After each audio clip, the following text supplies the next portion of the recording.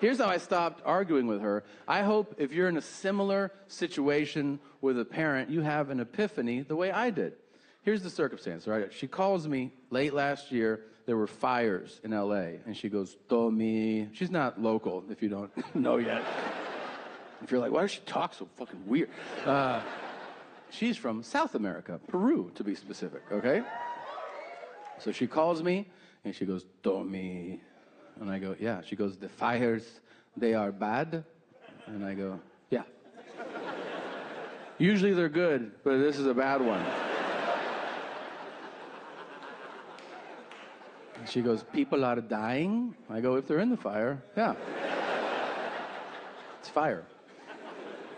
And she lives in Florida, so she goes, you have fires, we have hurricanes. People are dying everywhere. And I go, it sounds like you have the news on. Is there anything else you want to report? And she goes, I think it's happening for a reason. And I go, it is. They're called weather patterns. And she goes, no. I think God is trying to send us a message. That's what I go. I go, what's the message? She goes, I think he's trying to tell us to be better people. And you know when somebody says something and you can feel with certainty that you're going to argue with them? Like as words leave their lips, you're like, I'm going to light you up pretty hard. I could feel seething anger growing, and I could hear my own argument in my head. I could hear my own voice say, you mean to tell me that our all-knowing and all-loving and all-present God is setting people on fire and drowning them in hurricanes so that we hug more? This is the stupidest shit I have ever heard in my entire life.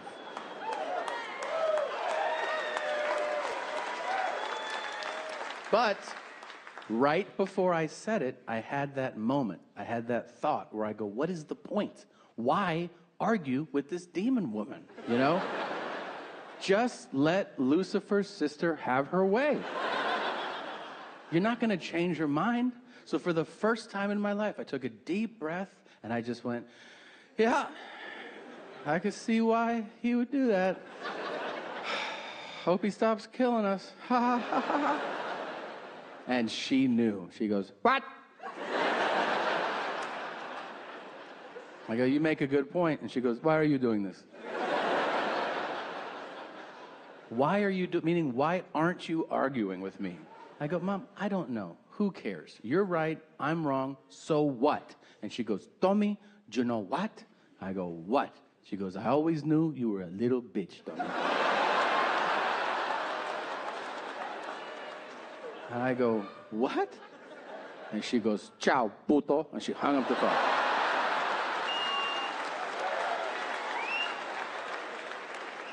That's my mother. Have you ever thought about how many times you may have slept with your significant other? You shouldn't know the answer, so let me just start there, all right? If you do, that's terrifying. And we'd like you to leave. Yeah, if you're sitting here, you're like, oh, finally, somebody has... There's 926.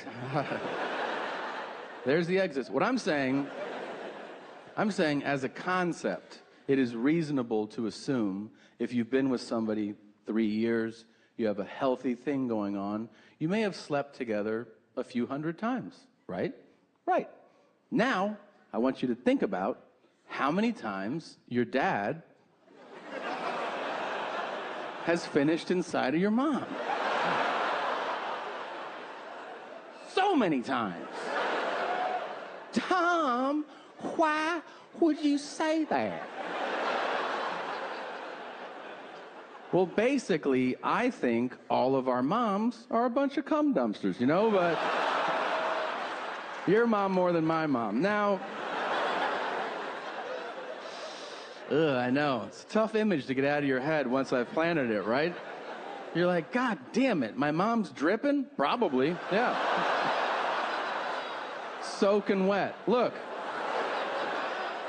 Your mom has done some nasty shit. Let's talk about it.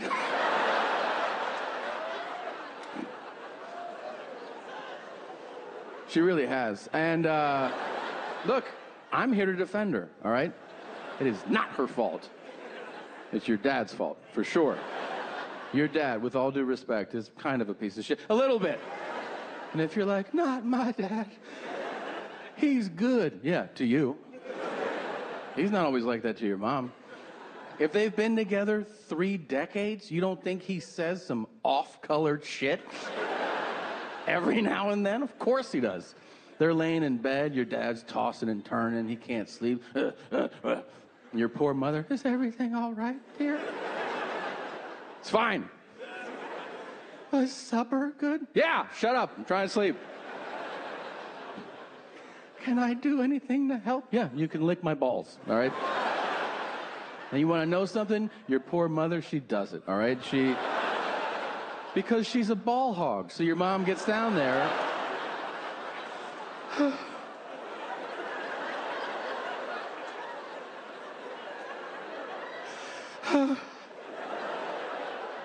And she goes, I like my life. Oh, your mom. Now, your grandma. Think about some of the things that she's done. On the railroad tracks or wherever she used to fuck around. El Paso? I don't know. You're like, why are you saying this stuff, Tom? Because I'm having fun. Because I enjoy upsetting people. Yeah, I don't know what it says about me psychologically, but there is, I don't know, there's like a marching band inside of me right now going, good job, good job. Yeah, because internally I picture somebody out there going like, I was having fun. Until he talked. Years ago, I wouldn't find it necessary to make that statement, but in light of all the recent scandals, I don't jerk off in bars. Now, yeah, it's another reason I stopped reading messages from people. I keep getting messages all the time. People were like, hey, a big fan. Don't sexually assault anyone so I can still be your fan. Huh? First of all, ride or die, bitch.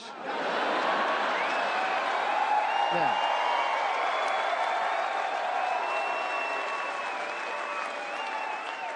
I don't want no half-steppers in my crew. Secondly, what am I supposed to write back? Good looking out, bruh. I was about to until I read your email, Kyle. Fuck you, Kyle. You don't have to worry about me. I don't jerk off in public. It's not what I'm into. I'm into something else. Here's what it is. You guys are like, okay. All right, yeah. If you ever want to hear me masturbate, all you have to do is call me and tell me you can't make it to our dinner plans. I'll start stroking right then and there. I am not social. I fucking love that call. That is my favorite call. Especially if it's as I'm leaving the house, I'm going to have multiple orgasms, okay? When I'm walking out of the house and I'm like, I don't want to fucking go out with them. And then they call and they're like, we can't make it. I'm like, keep up. Why? Well, we were in a car accident. I'm like, oh. Are you okay? You are, but you're still not coming to dinner. Okay. All right, clean it up, Tom. It's in hotels once a month. I check into a hotel, guy will take my ID, and he'll be like, you're April 16th? I'm April 3rd.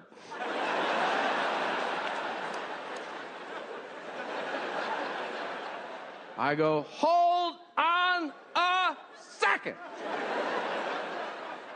You mean to tell me 2 weeks before I was born, you were born?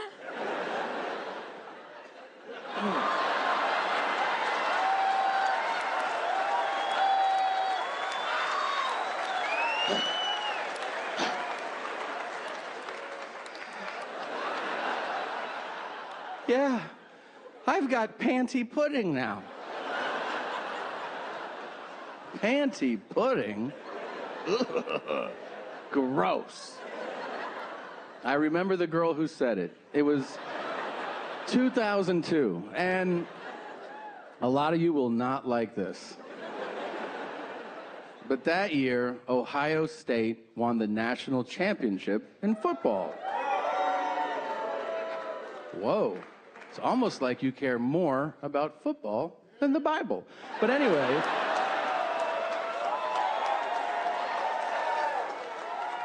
I know. Boo, history. Anyway, I was with this girl. I met her the day after the game. She was from Columbus, where the school is located. I said something casually. I just said it. I was like, oh, you're from Columbus? You guys won the title. Are you excited? And she goes, excited? I've got Panty Pudding. And I was like, oh. And then I fucked her because she was a dirty girl, all right? And she was not lying. That shit was like tapioca. You had to scoop it out over your shoulder. Do you think Cosby still eats pudding? I often wonder if he has maintained his sense of humor on the inside. Do you think he teases the fellas on the way to the shower? Do you think he's like, hey, don't put your pudding pop in my raisin cake?